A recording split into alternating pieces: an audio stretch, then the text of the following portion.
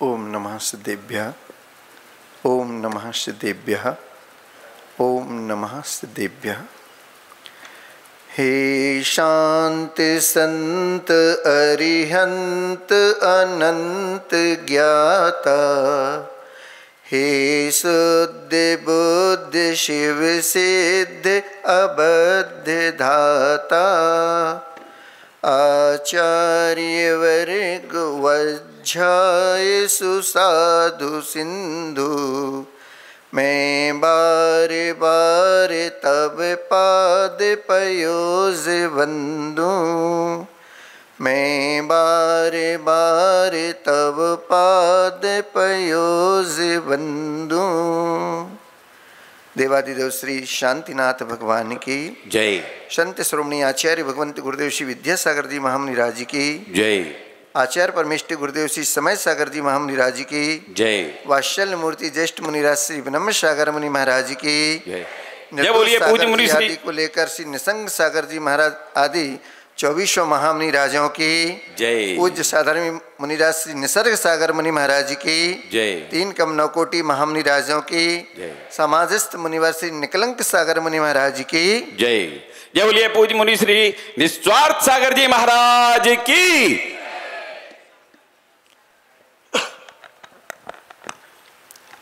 आज प्रतिदिन की भांति सूर्य का तो उदय हुआ, लेकिन आज कुछ अलग ही यहाँ का नज़ारा है। आज कुछ यहाँ पर सुबह से हुआ है जिसकी आप सब साक्षी बनने यहाँ पर आए हैं। वो क्या है? किसने आपको यहाँ पर बुलाया? किसने आपको आमंत्रण दिया? कमेटी ने आपको निमंत्रण दिया? फिर किस लिए आप सब प्रातःकाल की बेला में और अपनी अपनी एक सी वेशभूषा में यहाँ पर चले आए? निमंत्रण तो नहीं गया, किसी ने कुछ नहीं कहा, पर महाराज बगैर कहे भी आपके सानिध्य का लाभ हम सबको मिल जाता है, इसलिए हम सब यहाँ पर चले आते हैं। आज कुछ खास तो है। प्रतिदिन की भांति पूज्य बड़े महाराज श्री का आशीर्वचन हम सबको मिलता है, पर आज कुछ और सुनने का भी मन है, क्योंकि आज आप सबका दीक्षा दिवस है। वह दीक्षा दिवस आप एक दिन मनाते हैं, तारीख से भी मनाते हैं और तिथि से भी मनाते हैं, क्योंकि शिक्षा बहुत बड़ी हो चुकी है और बच्चों को तो प्राय तिथियां याद नहीं रहती हैं। अंग्रेजी के कैलेंडर की तारीख तो जरूर याद रहती है, पर जैन धर्म इसको नहीं मानता।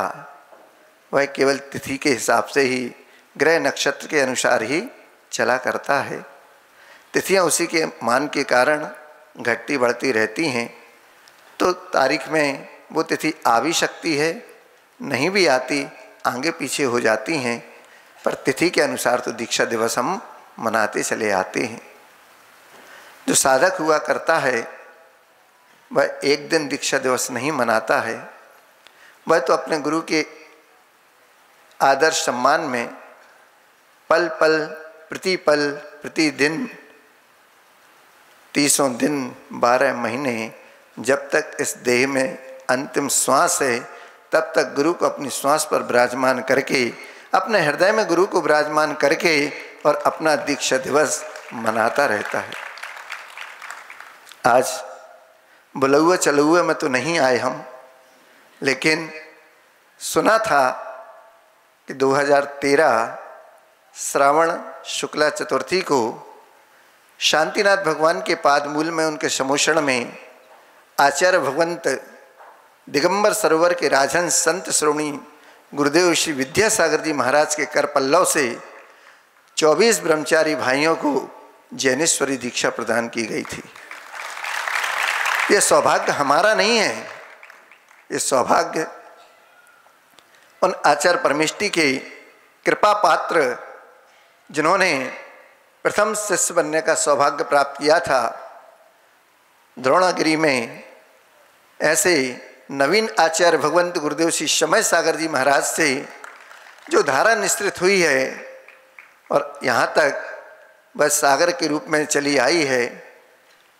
2004 में जब पूज्य वात्सल मूर्ति ज्येष्ठ मुनिराज श्री ब्रह्म सागर जी महाराज की दीक्षा 25 मुनिराजों ब्रह्मचारी भाइयों के साथ तिलवारा में जबलपुर में हुई थी, उसका भी साक्षी रहा। मैं सोचता था भगवान एक साथ व्रत हुआ है, पुण्य किसका जोर मार गया कि वो आगे हो गए और मैं यहीं रह गया।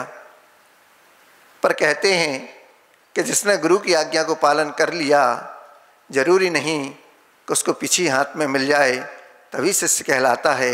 अरे गुरु के हृदय में अगर उस व्यक्ति का नाम है जिसको गुरु ने बुलाकर अपने पादमूल में स्थान दिया, अपना वरदहस्त दिया और कुछ आज्ञा दे दी कि आपको ये रहकर काम करना है, तो वो आज्ञा भी हमारे लिए गुरु दीक्षा से कम नहीं हुआ करती है, क्योंकि हमने अपने आप को गुरु चरणों में सौंप दिया, समर्पित कर दिया। अब पिता को मालूम है कि बेटे को कब दुकान पे बैठाना है और कब बेटे का विवाह करना है। ये पिता जानता है। पिता को उसमें भविष्य की संभावनाएं दिखा करती हैं और कुछ परीक्षाएं भी हुआ करती हैं। उसके पश्चात 10 वर्ष तक आचार्य भगवान ने कोई दीक्षा नहीं दी। सभी ब्रह्मचारी भाई बहनें और भी जितने त्यागी वृत्ति हैं, सभी के मन में एक विकल्प आता था कि पता नहीं अब आचार्य महाराज आगे दीक्षा देंगे या नहीं देंगे। हम सब इतने सालों से व्रत नियम संयम को लेकर निर्दोष रूप से पालन कर रहे हैं, फिर भी हमारा पुण्य जागृत नहीं हो रहा। पूज्य गुरुदेव के कर कमलों से कब हमें ज्ञानेश्वरी दीक्षा मिलेगी। ऐसे बहुत से भाई आज भी गुरु आज्ञा का पालन करते हुए घरों में रहकर अपनी साधना कर रहे हैं, आश्रमों में रहकर मुनिराजों के संगस्थ रहकर अपनी उस चर्या का पालन कर रहे हैं। गुरु का आशीर्वाद मिला, जिस कार्य को कहा वो अपने तन मन प्राण के लगाकर पूरा किया। अब वो कितने प्रतिशत सफल हुआ वो तो मुझे नहीं मालूम, पर जब आचार्य भगवंत की कृपा हुई तब 6 अगस्त का द्वाय दिन था जब पूज्य निर्यापक श्रवण श्री योग सागर जी महाराज के माध्यम से किसी व्यक्ति के द्वारा मुझे संकेत पहुंचाया गया। और जब संकेत मिला कि आचार्य भगवान ने आपको याद किया है, कुल 2 दिन आपके पास हैं, 2 दिन में आपको आचार्य महाराज के पास पहुंचना है। और एक शब्द कहा, आपको निर्विकल्प होके आना है। अब अमरकंटक से रामटेक की दूरी और पूर्व ग्रह की दूरी, 2 दिन में एक स्थान पर कहीं जाया जा सकता है। गुरुदेव किस व्यक्ति की किस रूप में परीक्षा ले लें नहीं जानते। आज तक कोई गुरुदेव के मापदंड को नहीं समझ पाया। गुरुदेव ने अपनी तुला में जिसको तौल दिया वह अतुलनीय हो जाता है, उसका कोई मोल नहीं होता है। ऐसे आचार्य भगवंत की कृपा जब बरसी तो यही निर्णय हुआ कि जहाँ से छूटकर आए हैं अब वापस वहाँ क्या जाना। गुरु ने बुलाया है, कब पहुँच जाऊँ ये मन में भाव आया। और मेरे साथ में जो पूर्व अवस्था में ब्रह्मचारी दीपक भैया जी साथ में रहा करते थे, उनसे मैंने कहा पूज्य गुरुदेव का संकेत आया है, शायद कुछ अच्छा हो सकता है, चलेंगे साथ में तो अच्छा होगा। तो किसी कारणवश वो रुक गए, बोले आप पहुँचो और जैसा जो कुछ भी हो फिर मुझे बताना, मैं भी आ जाऊँगा। पहुँचे वहाँ पर तो पूज्य गुरुदेव ने मुस्कुराया पर बोला कुछ नहीं। मन में आकुलता हुई कि संकेत तो पहुँचा था, बुलाया है, 2 दिन आपके पास शेष हैं, अब बाकी क्या हो गया। मन में विकल्प तो रहता है, कहीं कुछ गलती तो नहीं हो गई। बाकी तो सब ठीक है, लेकिन गलती पर और जल्दी अगर नहीं सुनवाई हो तो पता नहीं कब तक प्रायश्चित मिले या क्या हो। जब वहाँ देखा कि और भी बहुत से भाई लोग आए हैं तो थोड़ा मन में राहत हुई कि कुछ ना कुछ अच्छा होने जा रहा है, पर कब होगा और गुरु ने तो कुछ नहीं कहा। दोपहर की कक्षा हुई, पुनः आचार्य महाराज के चरणों में गया, बैठा, नमोस्तु किया तो गुरु ने फिर मुस्कुराया, तो धीरे से पूछ लिया कहाँ से आए। हमने आचार्य भगवान जहाँ आपका संकेत था वहीं से आए, अमरकंटक से आया हूँ। तो वहाँ पर कुछ मुनिराज थे, तो बोलते हैं आचार्य भगवान देखो ये अमरकंटक से आ गया। तो मुझे और थोड़ा सा उत्सुकता बढ़ गई कि एकदम ऐसा क्यों आचार्य महाराज कह रहे। सामान्य से भी जाते थे पहले, कभी भी गुरुदेव के पास तो ऐसा तो कभी नहीं पूछा। आशीर्वाद दिया, रुके, कुछ चर्चा हुई, अपने काम से निकल गए। आज क्या विशेष है? तो जैसा आपके लिए ये दिन खास है, ऐसे वो दिन भी हमारे लिए खास था। तो गुरुदेव ने अपना वरद हस्त दिया और मुस्कुरा दिए, और 2 दिन तक कोई वार्ता नहीं हुई। 8 तारीख को गुरुदेव के चरणों में कुछ दोपहर को निवेदन हो रहे थे, तो पहुँचे तो वहाँ पर बहुत सारे भाई, आप लोगों ने अगर देखा हो, रामटेक के दर्शन किए हों, तो शांतिनाथ भगवान के पीछे बहुत बड़ी दहलान है, और पीछे भी एक बड़ी दहलान है जहाँ पर आचार्य महाराज विराजमान रहते थे। वहाँ से पीछे एक कमरा था, वहाँ पर भाई लोग, पूरी दहलान और पूरा कमरा सारे भाइयों से खचाखच भरा हुआ था। किसी भी तरह से निकलना संभव नहीं हो पा रहा था कि भीतर से एक आवाज़ आती है, पूज्य बड़े महाराज श्री प्रसाद सागर जी महाराज जी बाहर आते हैं और नाम पुकारते हैं, बोले कहाँ हैं भैया, वो बुला लो उनको। चूँकि उस समय पीछे के पंख आए थे, तो पीछे के पंख छील रहे थे बगल वाले कमरे में बैठकर। तो हमने कहते ना बड़े बड़े भैया लोग हैं, सब प्रतिमाधारी हैं, अपना नंबर कहाँ लगने वाला है, अपन तो अपना काम कर लो, जो होगा तो बुलाएंगे गुरुदेव। सोच के बैठे। 2 घंटे बाद पुकार हुई, कहाँ हैं भैया जी, अंदर बुलाया जा रहा।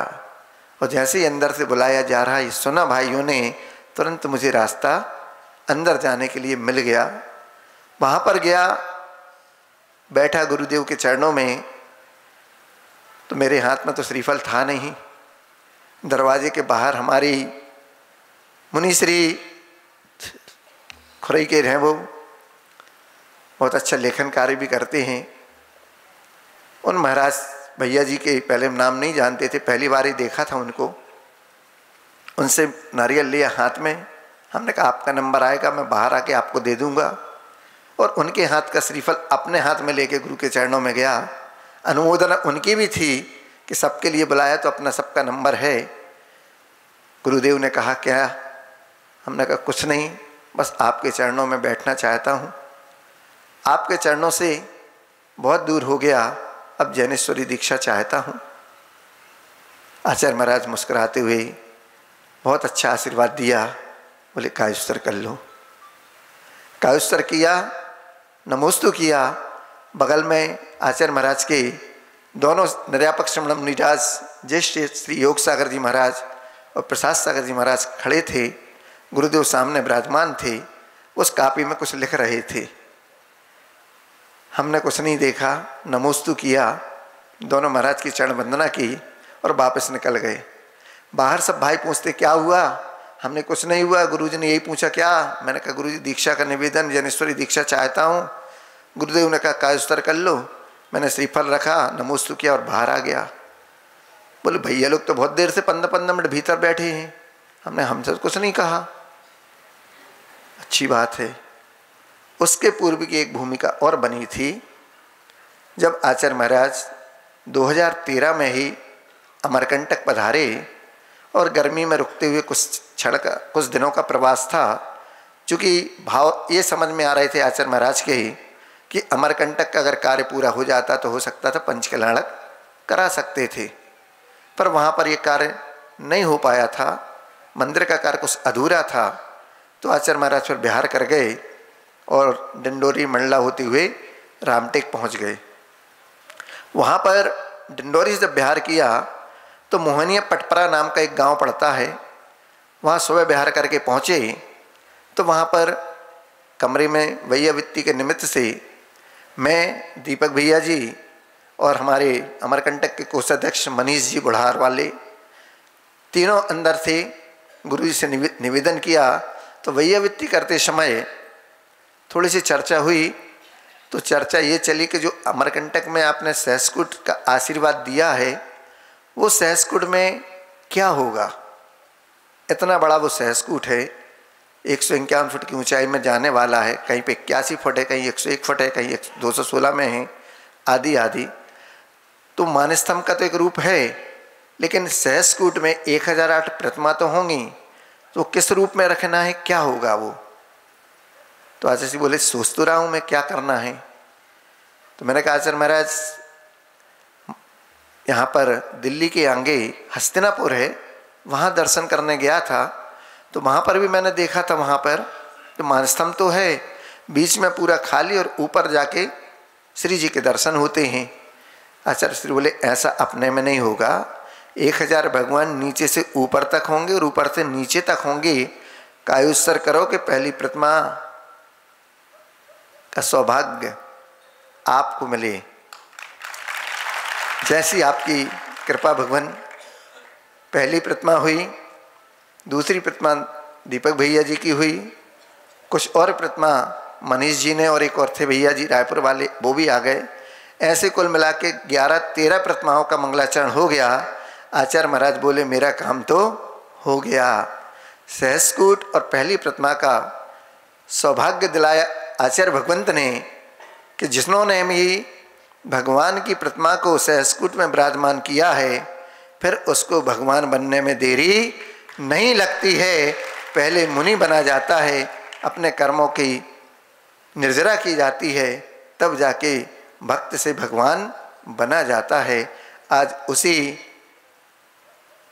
की याद दिलाता हुआ आज का यह दिवस श्रावण शुक्ला चतुर्थी, 24 ब्रह्मचारी भाइयों की दीक्षा रामटेक में 2013 में हुई। उसका दरवाज़ा पूज्य आचार्य भगवंत समय सागर जी महाराज के द्वारा प्रारंभ हुआ था। पहली मुनि दीक्षा आचार्य भगवंत के कर कमलों से दौड़नगिरी सिद्ध क्षेत्र में ही हुई थी और 10 वर्ष का जो अंतराल था उसमें हमारे ज्येष्ठ मुनिराज वात्सल्य मूर्ति श्री ब्रह्म सागर जी महाराज की दीक्षा के पश्चात उनका ही यह हम सबको वरदहस्त, उन सब की अनुमोदना इतनी बलवती करती गई हम लोग को कि जो उत्साह हम लोगों का ठंडा पड़ रहा था वो उत्साह को बढ़ाने में मुनिराज श्री निमित्त बने।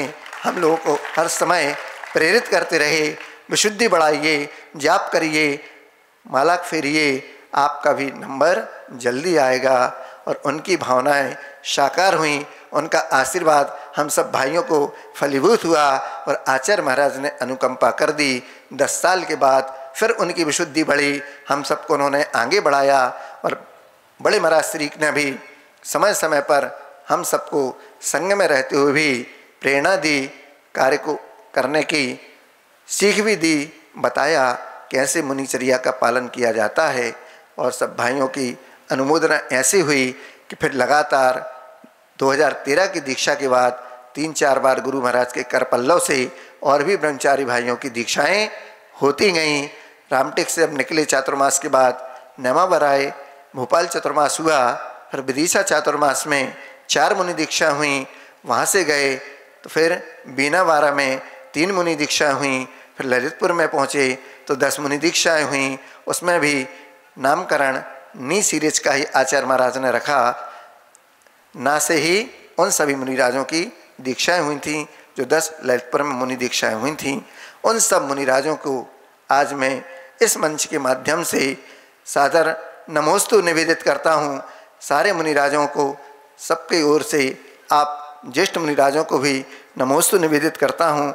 सभी मुनिराजों ने, भावना भाई और भी जितने हमारे ब्रह्मचारी भाई बहनें रह गए हैं उन सब के लिए भी आचार्य महाराज का जल्दी ही आशीर्वाद मिले, उनकी कृपा बरसे और वो भी जैनेश्वरी दीक्षा को, महाव्रतों को धारण करके अपने जीवन को धन्य करें। आज का है पावन दिवस उस स्मृति को साक्षात जीवंत करता है। आज सारे मुनिराज गुरु आज्ञा से बड़े बड़े मुनिराजों के संग में रहकर और भी अलग पग विहार करके अपने अपने स्थानों पर पहुँचे हैं और धर्म की प्रभावना कर रहे हैं। ऐसे मेरे समस्त साधर्मी मुनिराजों को नमोस्तु निवेदित करते हुए दीक्षा दिवस की उन सबको हार्दिक शुभकामनाएं प्रेषित करता हुआ वे अपने लक्ष्य को यथाशीघ्र प्राप्त हों ऐसी मंगल भाता हूँ, भावना करता हूँ। आचार्य भगवान कहते थे कि वर्तमान काल पंचम काल है, हुंडा अवसर्पणी काल है, उस पर भी हिंसेनन है। तीर्थंकर प्रभु का तो अभाव है ही, साक्षात रिद्धिधारी मन प्रज्ञानी अवधि ज्ञानी मुनिराजों का भी अभाव है। हम सबका कितना पुण्यहीन है, लेकिन फिर भी आचार्य महाराज का पुण्यहीन हो सकता है, ऐसा आचार्य महाराज अपने मुख से कहते थे। लेकिन हम सबका पुण्य इस पंचम काल में भी सातिशय बहुत है। कम से कम हमने ऐसे गुरु महाराज के काल में जन्म ले लिया, ताकि तीर्थंकर को तो नहीं देखा पर तीर्थंकर समान चलते फिरते वर्तमान को देखा है। उनकी सेवा वैयावृत्ति करने का सौभाग्य प्राप्त किया है। उन्हीं के करपल्लों से जो हमको ये सब दीक्षाएं आदि मनाने का सौभाग्य प्राप्त हुआ है। इन सब के महान जो यजमान हैं वो ही आचार्य भगवंत गुरुदेव श्री विद्यासागर जी महामुनिराज हैं, जिनकी कृपा पात्र से आज हम सब यह दिवस मनाते भी हैं और इसके साक्षी बनते भी हैं। आचार्य सोमदेव सूरी जी कहते हैं, काले कलौ चले चित्ते देहे चान्नादि कीटके एतत् चित्त यददापि जिन रूप धरु नरः। वर्तमान काल पंचम काल है, हुंडा अवसर्पणी काल है, हिंसैनन है और यह देह हमारी जो है वह चित्त है, चंचल चित्त है। शरीर जो है चंचल चित्त है, चलायमान है। जिस प्रकार बंदर है एक डाल से दूसरी डाल पर कूदता रहता है, स्थिर नहीं रहता है, उसी प्रकार हमारे यह देह मन के वशीभूत होकर चलायमान हो जाता है, चंचल चित्त हो जाता है। वह देह अन्न का कीड़ा भी है, जितना इसको दो और उसकी पूर्ति कभी नहीं होती है। और यह चित्र विचित्र संसार है, इसमें रहकर गाफिल हो जाता है। लेकिन उसके बाद भी जिन्होंने अपने इस देह को, इस मन को और इन चित्र विचित्र संसार से, संसार शरीर भोगों से अपने आप को बचाया है, संयम को धारण किया है, संयम की लगाम लगाई है, ऐसे मुनिराज इस धरा पर आज भी विचरण कर रहे हैं। हमें उनके दर्शन का लाभ मिल रहा है। इससे बड़ा इस पंचम काल का कोई आश्चर्य नहीं हो सकता है। कहने को बहुत कुछ, पर गुरुदेव जहाँ भी हैं वहाँ से हम सबको अपना आशीर्वाद दे रहे हैं।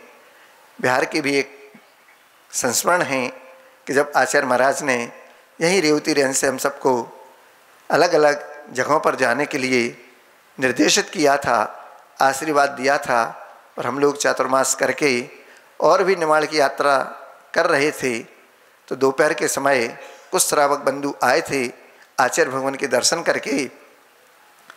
तो बोले आचार्य महाराज का संदेशा लाए हैं। तो हम लोगों के मन में खुशी हो गई कि हो सकता है आचार्य महाराज ने हम सबको वापस बुलाया हो कि आ जाओ। पर उन्होंने तो कुछ और ही कहा। बोले आचार्य महाराज के दर्शन कर रहे थे, वहीं से बताया कि हम लोग महाराज के दर्शन करते वहाँ पर जा रहे हैं। तो वहाँ से एक संकेत मिला। बोले आचार्य महाराज ने आप सबके लिए आशीर्वाद भेजा है और कुछ आज का नया नया नाश्ता सुबह का आपके लिए भेजा है। कौन सी पंक्ति थी वो? आचार्य महाराज तो शब्दों के जादूगर हैं ही। उन्होंने एक हाइको दिया था, भले दूर हूँ निकट भेज देता अपनापन।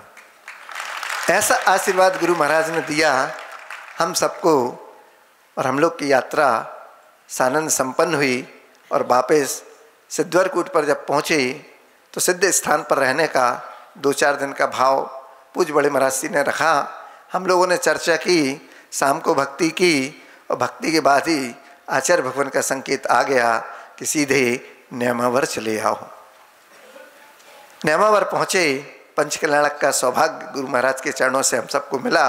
और उसके बाद पुनः हम लोग गुरु महाराज के सानिध्य में रहकर गुरु महाराज अपने गंतव्य को गए और हम लोग अपने गंतव्य पर निकल गए। उसके बाद से गुरु महाराज के दर्शन दुर्लभ हो गए, लेकिन इस मनुष्य पर्याय की सार्थकता आचार्य भगवंत के उन उपदेशों से, उनके आशीर्वाद से सार्थक हो गई। कहते हैं कि मनुष्य भाव में अगर सबसे बड़ी सार्थकता है तो यही रत्नत्रय को धारण करने की है। इसके अलावा इस मनुष्य भाव की और कोई सार्थकता नहीं है। रत्नत्रय को धारण करके आप अपने त्याग संयम को जीवंत करते हैं, क्योंकि कहा जाता है कि जहाँ पर इंद्रियों का दमन हो, कसायों का समन हो, उसी का नाम तो दीक्षा है। जो दी नहीं जाती, दीक्षा ली जाती है और शिक्षा दी जाती है। ऐसा आचार्य भगवंत कहते हैं कि मैंने तो कभी किसी को दीक्षा नहीं दी, उसने अपने पुण्य को बढ़ाया और मुझसे आकर दीक्षा ले ली। लेकिन उपादान में अगर शक्ति है तो वो मुझसे दीक्षा करा लेता है। पर हम जैसे पतित पावनों को इतना उपादान नहीं होता कि ऐसे हम आचार्य भगवंत के करपल्लों से दीक्षा करा लें। अरे उपादान को शक्ति देने की सामर्थ्य अगर किसी में होती है तो सामने वो अगर निमित्त सशक्त मिल जाता है तो उपादान अपने आप जागृत हो जाता है, उपादान में शक्ति आ जाती है। निमित्त भले चाहे आचार्य भगवंत बने, चाहे कोई बड़े ज्येष्ठ मुनिराज बने, लेकिन उपादान में शक्ति तो उन्हीं के माध्यम से पहुंचती है, उन्हीं के आशीर्वाद से पहुंचती है, उन्हीं की सद्भावनाओं से पहुंचती है।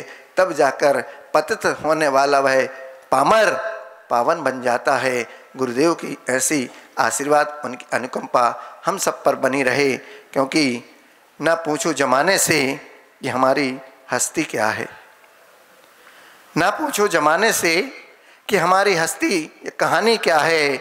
हमारी पहचान तो बस इतनी सी है कि हम सब उन गुरुदेव के पुजारी हैं। इसलिए उन गुरुदेव के चरणों में नमोस्तु नमन पूजन भक्ति करने आते हैं। क्योंकि गुरुदेव कौन हैं तो कहा जाता है कि गुरुदेव तो वही हैं जो स्वयं तरते हैं, दूसरों को उतारते हैं, वो गुरुदेव होते हैं। वो नौका के समान होते हैं जो नाव में बैठ जाता है, जो भी यात्री नाव भी पार जाती है और नाविक भी पार जाता है और बैठने वाला भी पार जाता है। ऐसे गुरुदेव, ऐसे वह कुम्हार जिन्होंने मूकमाटी लिखी, मूकमाटी में स्वयं मूकमाटी कह रही है कि गुरुदेव आप जैसे कुम्हार अगर मेरी ज़िंदगी में नहीं आते तो मैं एक सफलता के पायदान को नहीं पहुंच पाता। जो घड़ा वह शिखर को पहुंच जाता है, मंगल कलश के रूप में वहाँ पर चढ़ाया जाता है, तब जाके किसी मंदिर की पूर्णता पूरी होती है। उसी प्रकार एक पतित की जिसको पावन बनाते हैं, समाधि संलेखना कराते हैं, तब जाके कलशारोहण उसके जीवन का हुआ करता है। ऐसे उस साधना को, शिखर को छूने वाले आचार्य भगवंत के श्री चरणों में कोटिशाह अनंतो अनंत बार नमोस्तु निवेदित करता हुआ, सभी मुनिराजों के चरणों में नमोस्तु निवेदित करता हुआ, इस दीक्षा दिवस के पावन अवसर पर हम सबके भी समाधि संलेखना आप सबके श्री चरणों के माध्यम से हो। इस मंगल भाव के साथ तरिणी विद्या सागर गुरु तारो हमें ऋषि, करुणा करो कर से दो आशीष। यही प्रार्थना आपसे अनुनय से कर जोर, हरी भरी दिखती रहे धरती चारों ओर। अनंत सिद्ध परमेष्टि भगवान की